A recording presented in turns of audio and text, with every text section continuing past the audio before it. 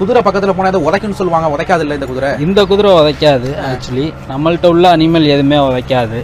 நம்ம வந்து எப்படி நம்ம மனுஷனை பார்த்துக்குறோமோ அது மாதிரி நம்ம ஃபார்மில் வந்து நம்ம குதிரை எல்லாமே பசங்க பார்த்துக்குவானுங்க. அதனால் உதைக்கிறதுங்கிறதுக்கான வந்து நம்மள்ட்ட எந்த குதிரையும் கிடையாது. அந்த அளவுக்கு உங்கள்கிட்ட அந்த அளவுக்கு நம்மள்ட்ட பழக்கம் இருக்குது. பொதுவாக வந்து ஜல்லிக்கட்டு மாட்டுக்கு வந்து முன்னாடி நிற்க கூடாதும்பாங்க, குதிரைக்கு பின்னாடி நிற்க கூடாதும்பாங்க. ஏன்னா மாடு முட்டும் முன்னாடி, குதிரை பின்னாடி உதைக்கும். இது குதிரையோட இது. நான் இப்போ பின்னாடி தான் நின்றுட்டு இருக்கேன், ஆனால் நம்மள்ட்ட பழக்கம். அதனால நம்ம பழக்குனது, அதாவது இந்த பசனுங்க பழக்குனது தான். வேலை செய்கிற பசனுங்க போய் தடவுறது, போகிறது, அதை கரார் போடுறது, அதை ரெடி பண்ணுறது எல்லாம். அதனால நம்மள்ட்ட உள்ள அனிமல் எதுவும் உதைக்கிறது.